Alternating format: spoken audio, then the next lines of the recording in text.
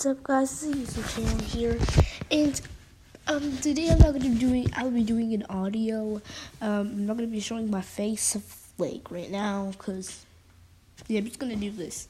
So if you read the title here, it's gonna say why it will fail, and what it means is I think season 3 is definitely gonna fail. And there's multiple reasons why if they don't fix it before episode 37 or 38. Here's why. First of all,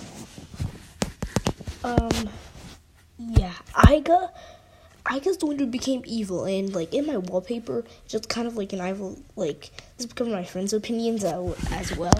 My friend's opinion, shout out to him. But also he on my wall screen paper, it says that it shows Aiga, and then next to him is spirit or something, and it kind of is a hint for evil Aiga or something. But what I'm talking on here, why would they make Aiga evil? It only the evilness. If you want to make a person evil, it only works with Shu or Free. Those are the only people. You can't really make Free bad again, but here's a good idea. Maybe Shu got a disease or something, and passed it to Fubuki because he was training Fubuki, and maybe Fubuki turned evil. And yeah, that would make more sense. And Fubuki's kind of actually perfect for it. And yeah, and they failed for Louis. For Louis' Beyblade, it sucks. It's not even good. Louis' character and his Bey are supposed to be the challenge. But seriously, they're even saying that it sucks. Because first, it barely has any, well, not barely, it's bad. Just saying, but we'll get to the toys and marketing later. But first, let's go to the show. It's bad because Aiga beat it, and he beat everybody, and he beat fine everybody. Why would you make Aiga the most OP person? Just because Vault was OP doesn't mean that, but Vault became one of the best bladers in the world. It took him a season and half a season or a quarter of a season to even become the best. Maybe one of the best bladers. Well, speaking in Beyblade years, a quarter of 3 years or something. And yeah, and you're making Aiga in a matter of battles he's gonna become the best. It's kind of turning into Shogun Steel. Even though Shogun Steel had that pureness, it kind of become a great season, but they missed a few details. Those toys were kind of overpriced, and yeah, there wasn't really the same gimmick. Sure, they had a Jinka, but he never really popped out. He was kind of a side character, and they're I guess they could change Volt to maybe the main character. Nobody really, I don't want to say really I wouldn't say cared about him, but they care, but not so much. But that's okay. But for seriously, making him one of the best bladers, oh yeah, we're talking about Zetsu here, not the Turbo. We'll get to the Turbo later. And also, for Phi, why didn't they explain he was an alien in the first episode? Maybe it could have been a theory of the game. Some Aiga and their group could find out. But I just want to, no offense, maybe some people might disagree with this, and it's my opinion as well. I forgot to say, this is my opinion. Please don't dislike, it's just my opinion and my thoughts. For what I'm gonna say, please don't judge me about it. Each episode of Super Z in each AMV makes no sense whatsoever. It makes no sense. Burst kind of went through, the first season of Burst kind of went through that, but then it picked itself up. and then season 2 made so much sense, but it kind of lost interest, but then gained it backed up, and then fell down, gained backed up. But when they got the shoe mystery and the red eye and the free one, the hype went crazy, and it was the best anime, and it won the best anime of the award, or the best show as well. But if Super Z, everybody's leaving Super Z. Of course, like Fortnite. But Fortnite was always popular. It's not just that. They're losing its audiences because each episode isn't interesting. It doesn't have a plot. It doesn't explain the plot whatsoever. It doesn't explain the plot at all. It doesn't make sense. And it's confusing. When we got maybe some of the full set of characters, it kind of looked like they're trying to foreshadow all the original characters everybody loved and knew. It's like those new main characters are like little babies, and then the other main characters that we already knew, like Volt, Xander, and Waki or something, are like the adults or something, and they're foreshadowing them, like teaching them and stuff, and it's getting boring. Like, I guess that's why they're trying to make Aiga OP, but that's not the true. It's not just in the Beyblade feeling. Like, think about this. If the Beyblade department fails, if this season fails, it's gonna actually, and if they try to rebring it, or try to reboot it, or continue another season 4, nobody's gonna care. There's gonna be an extremely small audience. Like, for instance, what show? Invaders. No, not that. Like, for example, any show, like, imagine you made an awesome running show, but then, you made an awesome running show, it had lots of full seasons, but you wanted to change the main character, and it failed. Then after a few years, you wanted to retry it again, so you retried it, but you're doing the same mistake. This is what the people are doing. They're making the same mistake. If they don't wrap everything up, if they don't wrap everything up, make the hype real, or make the episodes explanatory before 37, it's gonna fail. And you might be thinking, oh, what if it fails? They're just gonna make a reboot of it anyways in the next couple of years. No, if they do, nobody's gonna watch it. Everybody's gonna know the same mistake, and after this, they're probably wasting money on nothing. Like for season 2,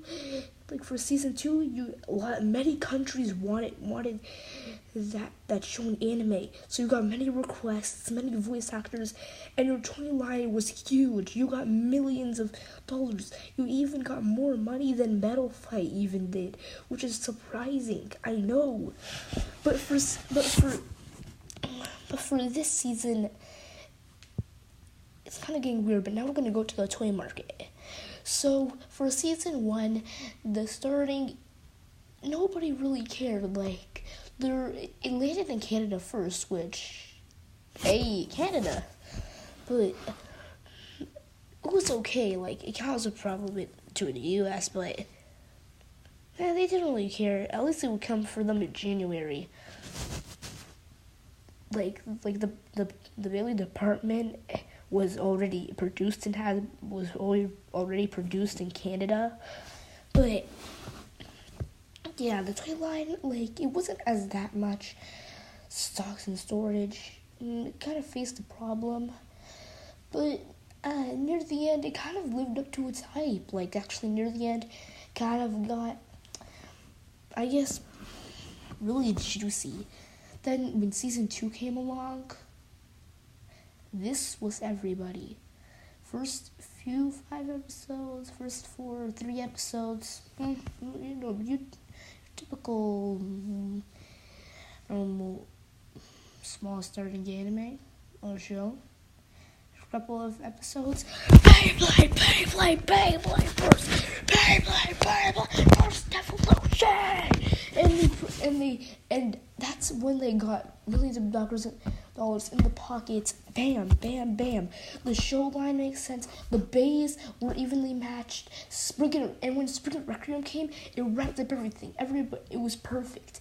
It was a perfect season. Everything was perfect. All you need is to do the same type of algorithm, but not really a copy. In the third season, it was perfect. Billions of dollars in the markets. Everybody loved it. It was perfection.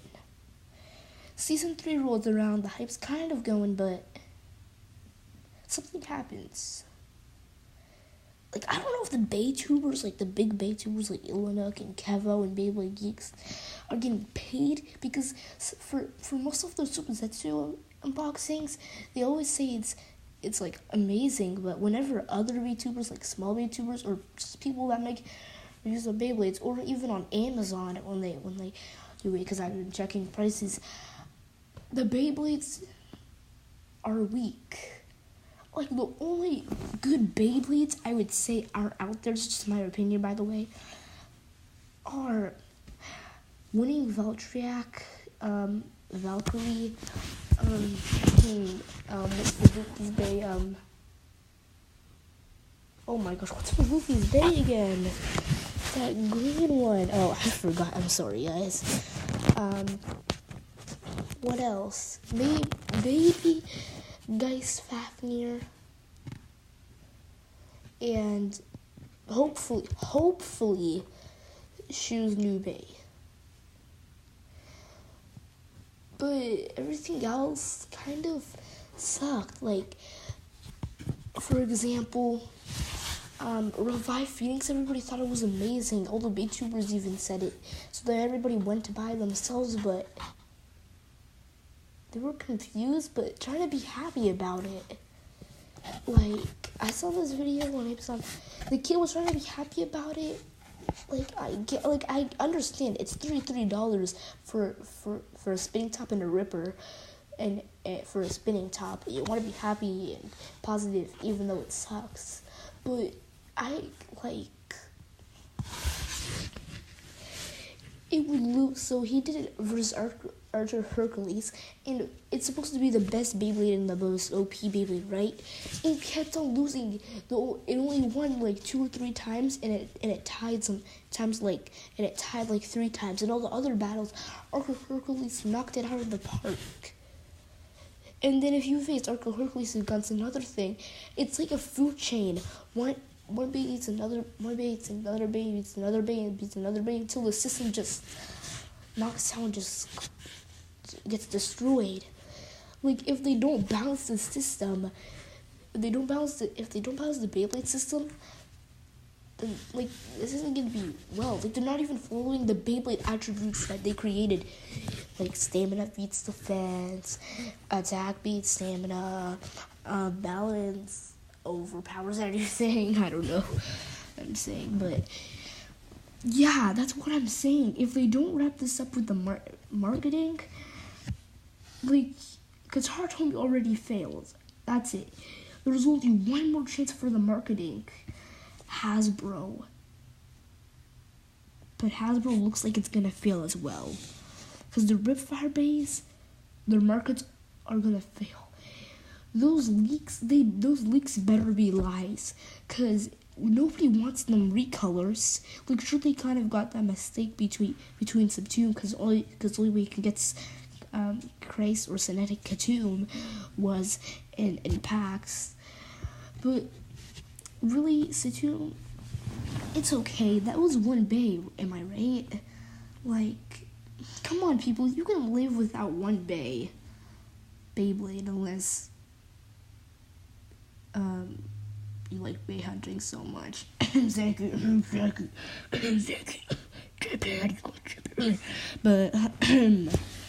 But yeah, if you do like bay hunting, you might need to save up a lot of money. But yeah, so that's my opinions. Yada yada yada yada. Yeah. Oops. So, yeah, Hasbro might fail because